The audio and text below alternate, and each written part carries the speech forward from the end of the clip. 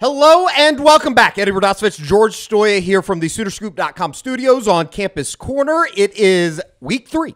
Oklahoma headed up to Tulsa, a homecoming of sorts for you. I know that I should be recognized at halftime. I've been blocked by the Tulsa football Twitter account. That is in the past, though. We are back. I am unblocked as of, I think, about 2 years now, George. I think I turned that program around. Probably did more than Philip Montgomery did. A friendly foe, though, on the other side with Kevin Wilson now up at Tulsa. And, Tulsa's coming off of a they got their ass whooped last week. Let's be honest about it. 43-10, I believe, was the final score, George. And, I think for Oklahoma, it is going to be a continuation of kind of what has been so far so good for Oklahoma, defensively especially. Yeah, I think it's one of those games that you go in and you want to go and play well, and it's sort of like Arkansas State, right, where the opponent is not great, but there's a lot of good things that can come out of it, and I think that's what the expectation should be. You think back to this last week against SMU, had some hiccups, right? That was a close game going down the stretch. I don't anticipate that'll be what it's like Saturday, but you can go in, clean some things up. Got some guys back. Maybe we'll get to see some more Gavin Sawchuk, Javonte Barnes. We'll see. But I think it's a good opportunity to just play more guys and also, again, kind of get back to where you want to be, especially on the offensive side of the football. No doubt about it. And, let's start real quick with a little bit of injury news. I know that it was something that Brent Venables, we're going to get into plenty of what Brent Venables, Ted Roof, and Jeff Lebby had to say here on Monday and Tuesday in Norman. But the news on Justin Harrington is kind of interesting. He had the interception at the end of the game in the fourth quarter against SMU. It sounds like he banged up his knee, though. I know that we saw him out at practice on Monday, George, and he had it's not a brace. I guess it's a wrap is what it's, a heavy it's wrap, what it is technically. And you noticed during the game on Saturday, he didn't have that on his leg. He ended the game with a wrap on. And I think his status is kind of in limbo as Oklahoma goes into the game on Saturday. I don't know when it happened, but I noticed in the interception video that there was some sort of brace on his left knee, and I was like, I don't think he had that at the beginning of the game. We went back and watched your footage of it, and he didn't. And so, in the first quarter. So I don't know when it happened or what exactly happened. I'm not sure what the extent of the injury is, but we saw him at practice. He had a pretty extensive wrap around that left knee, and he didn't look like he was exactly running around out there. I don't know how much he participated in practice. And then I asked Brent today, and he didn't really. He just said he's still banged up, and he had mentioned it after the game, just very briefly. Talking about the game in his opening statement, said Justin played through something, and so I followed up with it today, and it sounds like he is still a little banged up. I don't expect him to play again. It's even if it's one of those situations where he feels like he can play come Saturday, it's, what are you, wasting that on against an opponent like Tulsa? Well, Oklahoma, 26 points, 26 and a half, 24, depending on where you're getting your spreads over the course of the week. I don't know. Maybe you're not. Maybe you're going to Vegas. I have no idea. But you shouldn't need him. And it does sound like Deshaun McCullough will be back this week. I think he could have maybe played a week ago against SMU. He dressed out, didn't go through pregame warm-up. I know I got a little bit of video of him that we put up on the Crimson Corner. So we'll see. I think the cheetah position is a little bit in flux right now. You just want to get healthy here before conference play starts, as it comes up next week with the trip to Cincinnati. Yeah, and you get Peyton Bowen more in the game. I mean, that's who I would anticipate if Deshaun can't go, or if he's just limited in some capacity, and then Justin obviously may not be able to play. You're just going to see a lot more Peyton Bowen, which I'm a fan of. So, I'm not too worried about it. If they were going in and playing Texas this week, it's a little bit different. You want to start getting healthy for Cincinnati, Iowa State, and Texas. It's going to be a big stretch, but for right now, for this week, you're just not too concerned right now. Reggie Pearson played really well, as well as Key Lawrence, who has started to kind of emerge at the safety position as well. So it'll be interesting. The defense, though, that's something that we're going to get into. Let's hop over to hear from Brent Venables, Ted Roof, and Jeff Lebby talking on this week's opponent, Tulsa. A lot of multiplicity. Kevin's a smart coach that knows how to attack defenses. He sees the game real well and is an excellent play caller. And throughout my career, I've always had a lot of respect for him and the job that he does. He's doing a lot. He's doing a lot of things right now, and which makes it tough to prepare for. Kevin's done a great job, wherever he's been.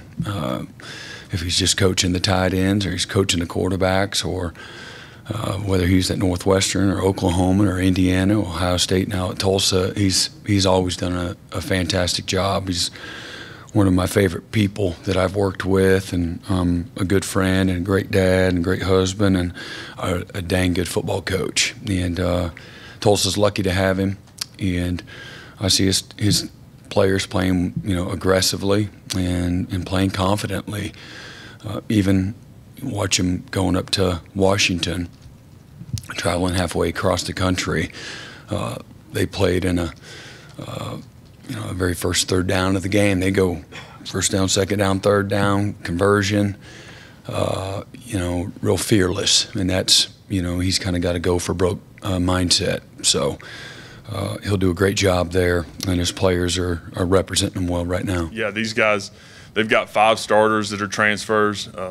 Boundary safety is a guy that's a leader for them, with only 3 returning starters. But again, they've done a nice job in the portal as well, being able to go address some needs. They've got really good-looking guys on the back end.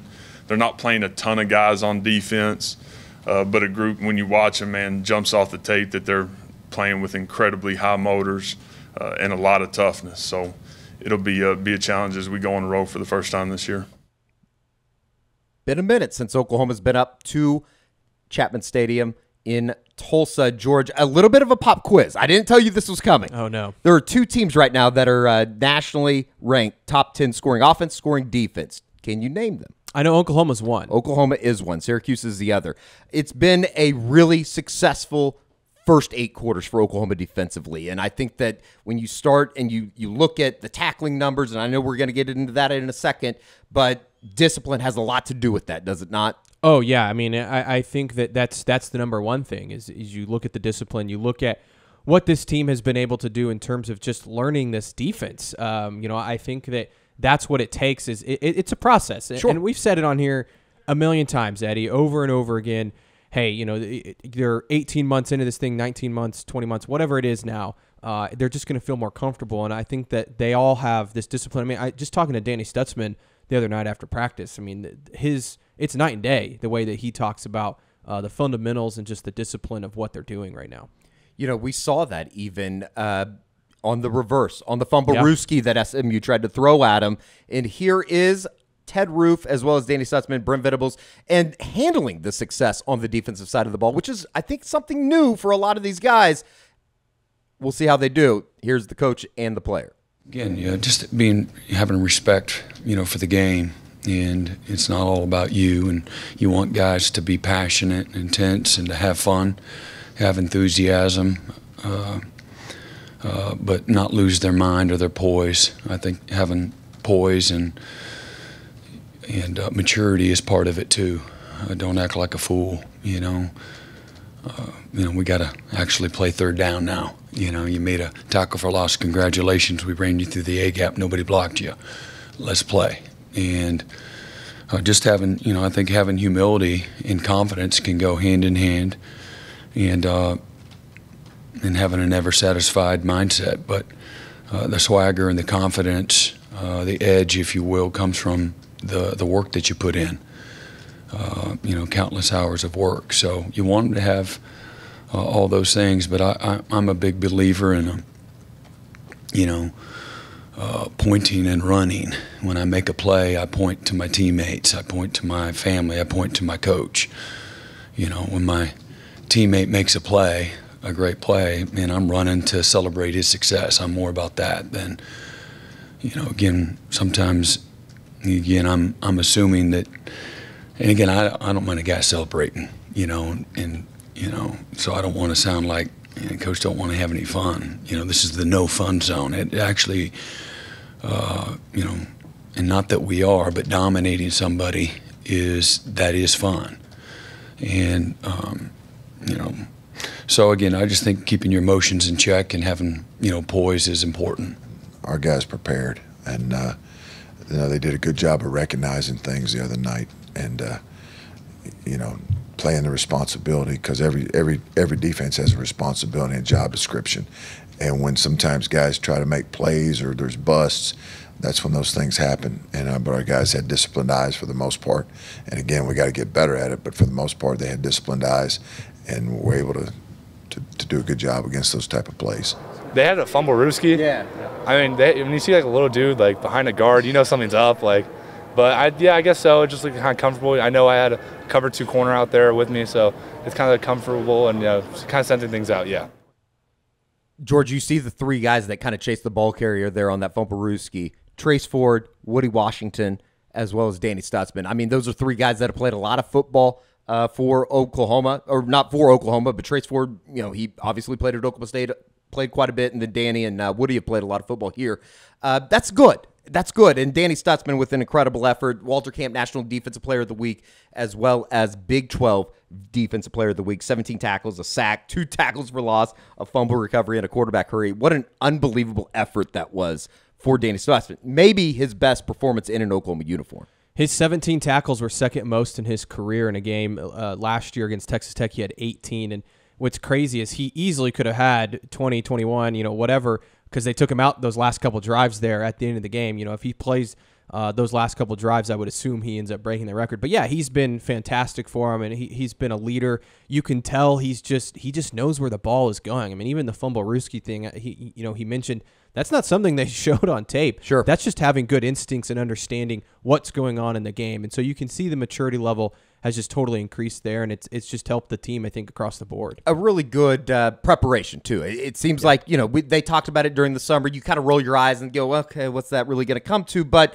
it does seem like a defense that has delved into the tape. They know where they need to be, and I think that, playing fast comes with comfort and confidence within the system. Yeah, and I think they're just fundamentally more sound. Sure. And I know we're going to get into the missed tackles, I guess, right now. Let's go there. Yeah, let's go there. They this year through 2 games, Eddie, only have 7 missed tackles per Pro Football Focus. Last year through 2 games, they had 33 missed tackles. So, and I know there's different grading systems, sure, but for that number to be that different is pretty wild. In fact, they ranked tied 3rd in the country for least amount missed tackles. They're tied with BYU at 7.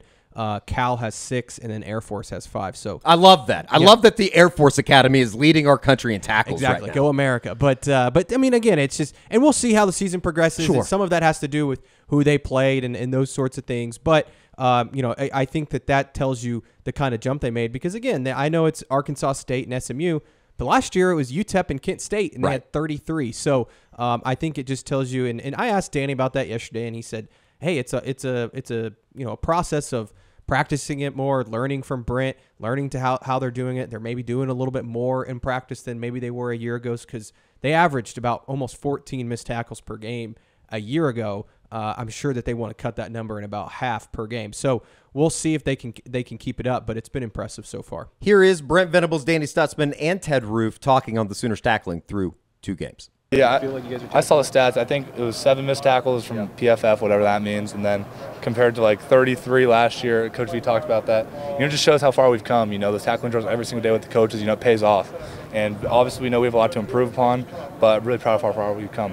I mean, a lot goes into it, and again, sometimes you're a little more consistent tackling because maybe the quality of the athletes aren't exposing you. I have, again, I put it all out there because I do think that that's important. But SMU, had good skill, and so give our guys some credit. I think it comes from, again, confidence and good eyes and good reaction, good fundamentals.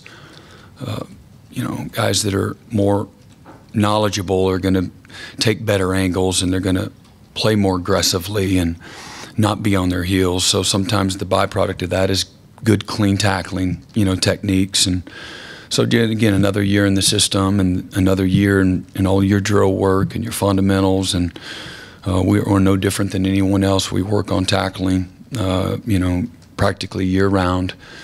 And some guys are more natural tackling. That's a real thing. And the guy just has a way of getting them down. And he always hits them flush. Curtis Lofton was a guy that had very few missed tackles. A guy like Rocky Kalmus always got guys down. He just hardly ever missed a tackle. So some guys, and Roe Williams, you know, is amazing, you know, how he could hit people flush all the time, no matter what angle, what position he was coming from. And so some guys are naturally good, and so looks like you're a great tackling team, but they're really good tacklers.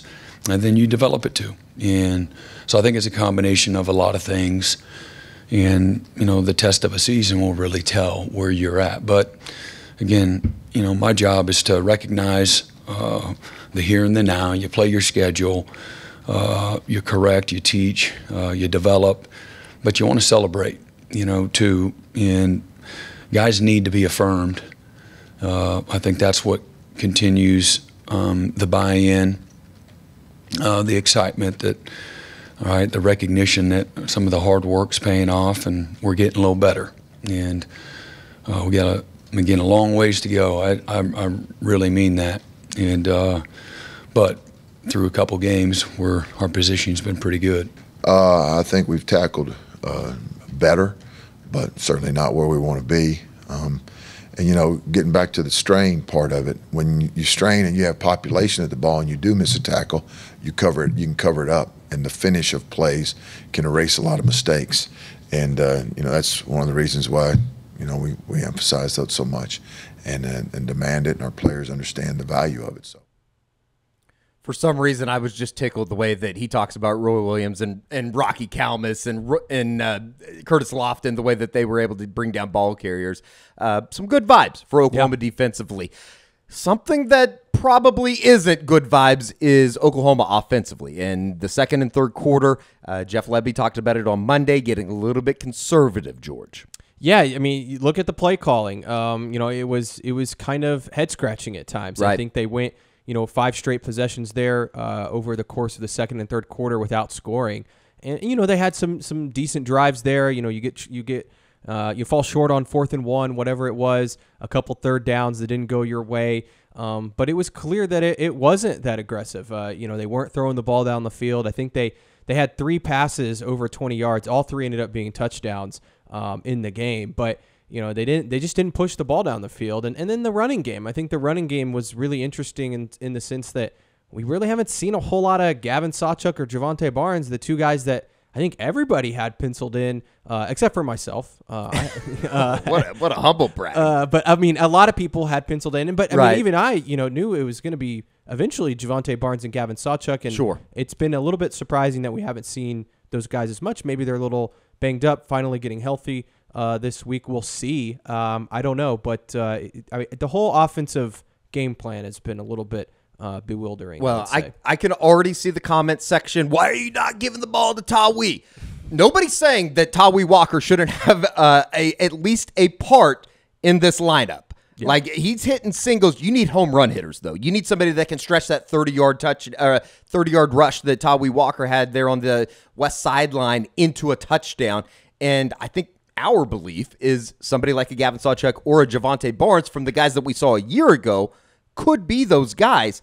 How are they going to get them involved? It was something that you asked Jeff Lebby about. Here is Oklahoma's offense coordinator talking about the conservative play calling, as well as George's question on how they're going to get 2 and 27 involved in the Oklahoma offense. Yeah, and mentioned that, I think, right after the game. And then again, the 3rd and 7 deal, we're in 4-down zone.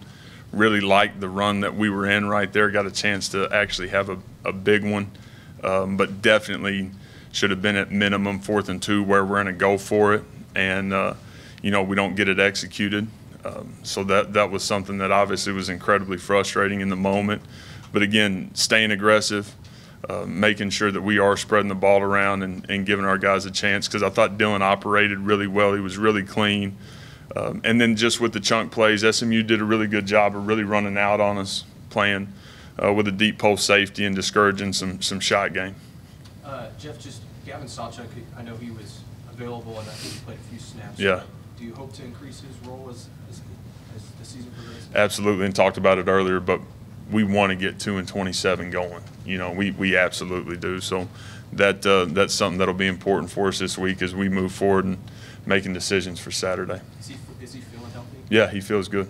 Some of the bright minds on Twitter.com have reminded me, as well as Jeff Lebby, that for 2 and 27 to get the football, they got to be on the field, George. Yeah, and I don't know if that's a Jeff Lebby decision or if that's I think that's DeMarco. I think it is too. And again, knowing DeMarco, he's a big practice guy. So maybe Javonte and Gavin haven't had great practices. I don't know. I think some of it for Gavin is they're just trying to ease him into it. Right. We saw him get a few snaps this last week. I think it's one of those things. Hey, let's keep him fresh. I think it was a lower body injury, so it's one of those things where, hey, you don't want to re-aggravate that in a game that you honestly don't need him. But, he's a guy that, like you said, that 30-yard run by Tawi Walker, great run, right? But if Gavin Sawchik runs that, maybe it's a touchdown. And I think Tawi has a role on this team. Maybe he's a 100%. short yardage guy, goal line back. I mean, he's so strong. He breaks so many tackles.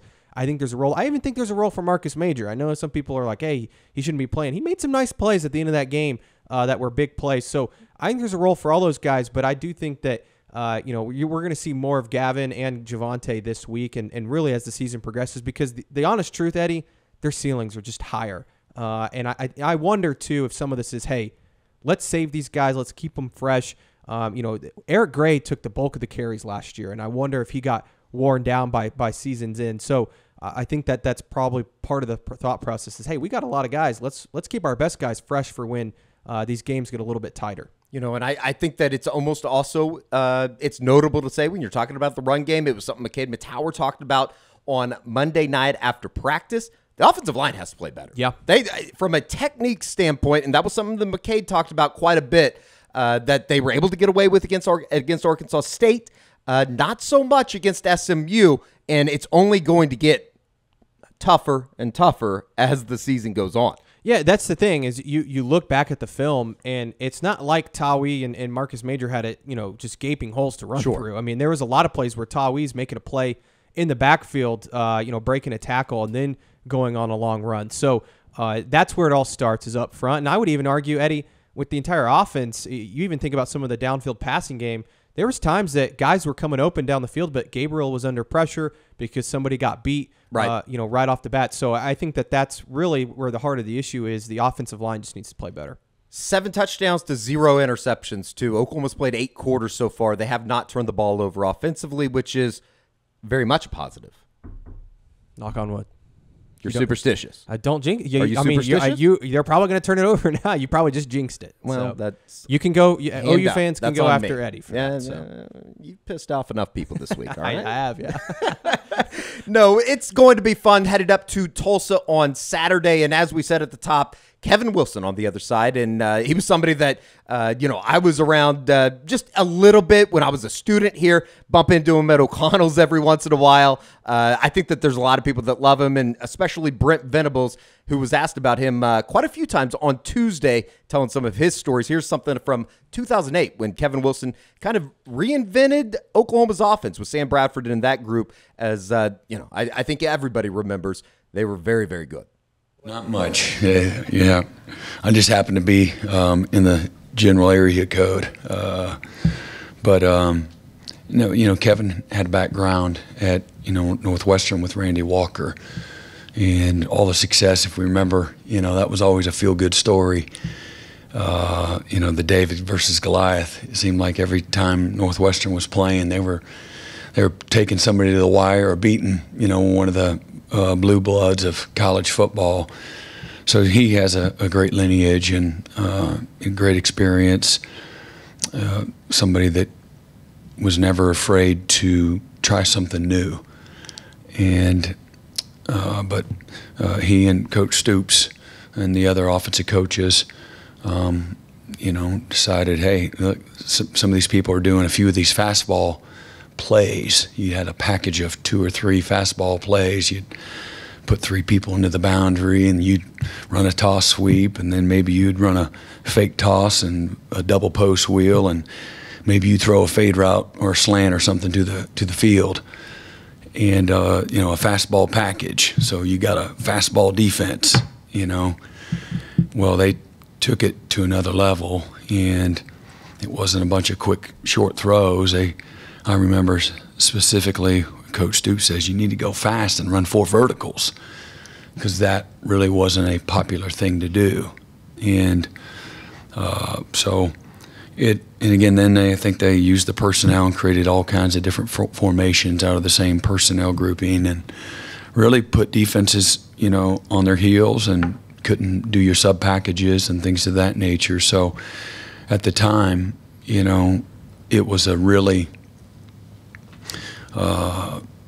big time challenge, and then you add to it the quality of the players that were involved, the accuracy of, you know, Sam Bradford and the weapons that he had on offense and their skill, whether it was Jermaine, you know, DeMarco, all these. He had playmakers everywhere, and but there was also, you know, great detail and precision and a lot of thought that was put into how we do what we do, and I was just glad they were on our team, and but it was a lot of fun to watch, you know, that maturation and in some ways evolution. Again, there's been tempo and no huddle for a very long time, well before then, but in the college football game, with what we were doing, the personnel that we were doing it with, and the variety of the things, it wasn't just the run and shoot. It was they get in high backs with the same personnel, and then they can get in empty and just blister you with whatever they were doing. Kevin Wilson, one of the best offensive minds in college football, and I looking back at that 2008 season, George, you almost forget, because of the success that Oklahoma had offensively with Lincoln Riley.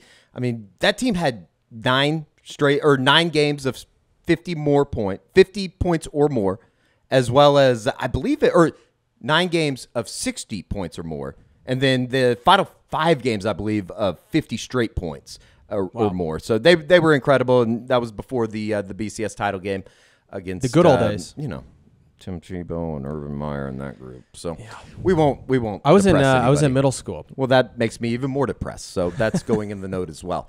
So that's it. We look forward to catching up with Candy McFarland on Thursday during the Tulsa preview. Get a little bit of insight into the Hurricane program as they enter the contest 1-1 with a win over Arkansas Pine Bluff, and then last week's loss against Washington up in Seattle. So that's where everything kind of stands this week. It's, for the most part, a little bit of a quiet week in terms of Tulsa and all that kind of stuff. It's going to be fun. I know that the Jeff Lebby stuff was something that, in the Art Briles situation, I consider that chapter closed.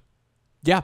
I mean, I think that, he gave his statement, didn't take follow-up questions, but we kind of got the answer in terms of what those boundaries were, in terms of what Joe Castiglione released in his statement, and the team spaces and all that stuff. But I think so too, and I think that everyone's kind of focused on football. So which is good.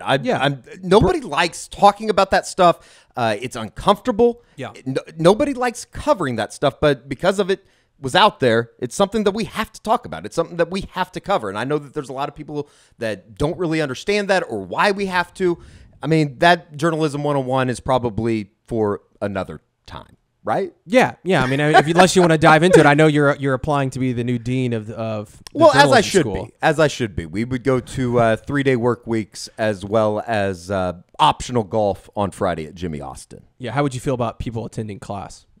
Mandatory. I wouldn't have to go, but it'd be mandatory for them. So we appreciate everybody. Make sure you are subscribed to the Soonerscoop.com YouTube channel. Tell a friend. And we will talk to you on Thursday when we preview Saturday's upcoming game and opponent in Tulsa.